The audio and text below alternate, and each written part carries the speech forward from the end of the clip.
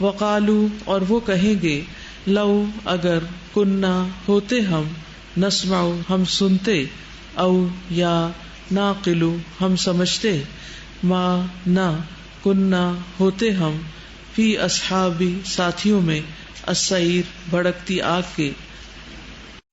وقالو اور وہ کہیں گے لو کننا نسمع کاش ہم سن لیتے، کاش ہم سنتے تو صحیح، او ناقلو یا ہم سمجھتے تو صحیح، ما کننا فی اصحاب السعیر نہ ہوتے ہم بھڑکتی ہوئی آگ والوں میں سے. سنانے والوں کی بتانے والوں کی بات تو سنتے، کیونکہ مشکل یہ ہے کہ انسان حق بات سننا بھی نہیں چاہتا.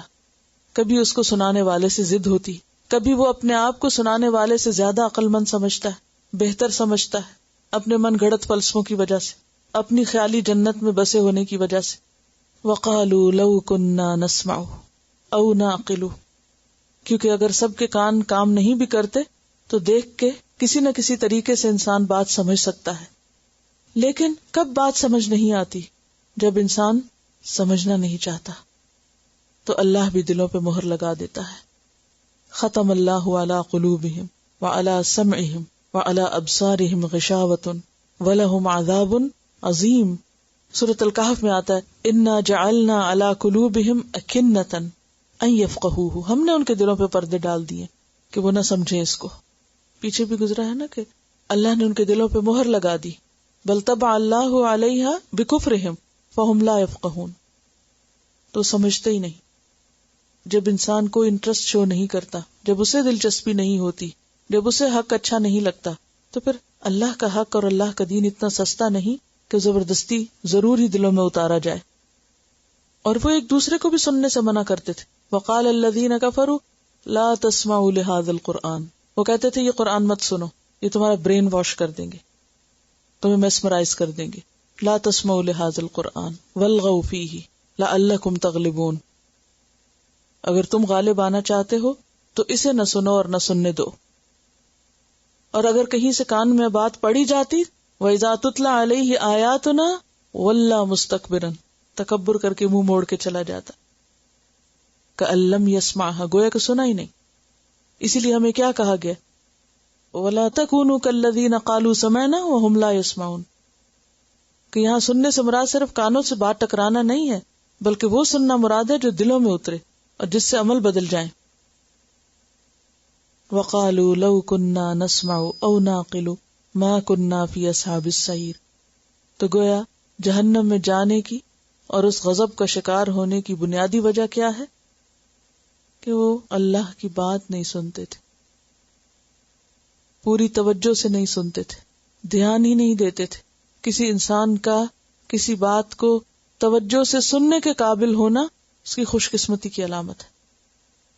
اور اگر کسی بھی وجہ سے انسان سن نہیں پا رہا، چاہے کوئی بھی سبب ہے، تو اگلے دروازے سارے بند ہیں. اگر کان بند ہے تو دل بھی بند رہے گا.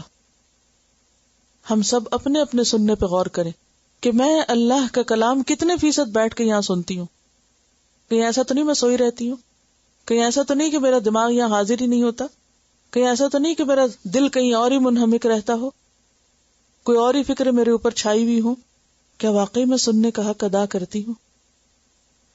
جو سننا چاہیے وہ سنتی بھی ہوں، اس پر توجہ ہے، وہ سمجھ آتا ہے، وہ دل کو لگتا ہے، دل کو ٹکراتا ہے.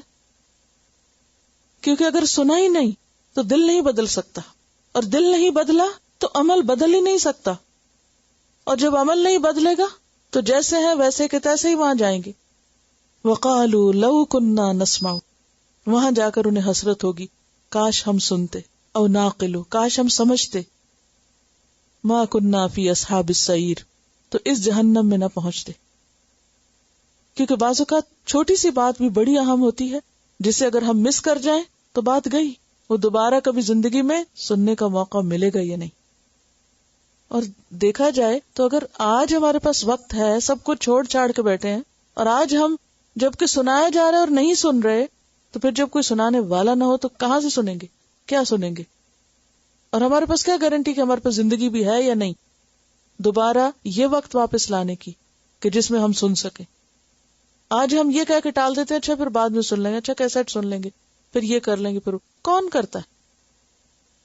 کتنے سبق آپ کے مس ہوئے اور آپ نے وہ پورے کیے، اور کس طریقے پہ پورے کیے، اور کتنے وہ دل پہ اترے، اور کتنوں کا پھر حق ادا ہوا. اور کیا قرآن کی ایک تو کیا آدھی آیت بھی ایسی ہے کہ جسے سنے سمجھے بغیر چھوڑ دیا جائے اور اس میں جو سبق ہے ہمارے لیے وہ ہمیں خود ہی آ جائے؟ نہیں. ہر چیز جس کی تکرار بھی ہے وہ اپنی جگہ پر اہم ہے، جس کو سننا ضروری ہے. تو اصل خرابی ہے کیا جو انسان کے لیے مشکل کا سبب؟ اللہ کی بات پہ توجہ نہ دینا، اس کو اہم نہ سمجھنا، اس کے لیے سنجیدگی اختیار نہ کرنا. اور غور سے سننا کیا ہوتا ہے؟ جس میں انسان کا جسم، دل، دماغ، ذہن، نگاہیں، کان، ہر چیز متوجہ ہو. کیونکہ اگر آپ کیئرلیسلی بیٹھے ہوئے ہیں تو آپ پوری طرح نہیں سن سکتے، پوری طرح بات اندر نہیں جائے گی. پھر اسی طرح اگر کوئی بات سمجھ نہ آئے تو اس کی فکر کرنا، ہر چیز سے کٹ کر اللہ کی طرح متوجہ ہونا. وَتَبَتَّلْ إِلَيْهِ تَبْتِيلًا، دنیا کی ہر چیز کو، باقی سارے کاموں کو اس کے مقابلے میں غیر اہم سمجھنا. وَإِذَا قُرِئَ الْقُرْآنُ فَاسْتَمِعُوا لَهُ وَأَنصِتُوا لَعَلَّكُمْ تُرْحَمُونَ. کیونکہ اگر پہلا ہی کام نہیں کیا تو باقی تو ہو ہی نہیں سکتے. جب بات ہی نہیں پتا تو کریں گے کیا؟ عمل کہاں سے ہو سکتا ہے جب آپ نے انسٹرکشن پوری ہی نہیں لی، ڈوز پوری ہی نہیں لی، بات کو پوری طرح نہیں سمجھا؟ کیونکہ اگر آدھی بات سمجھیں گے تو آدھا ہی کام کریں گے اور ہو سکتا ہے الٹا ہی کام کریں. اس پر ایک کیسٹ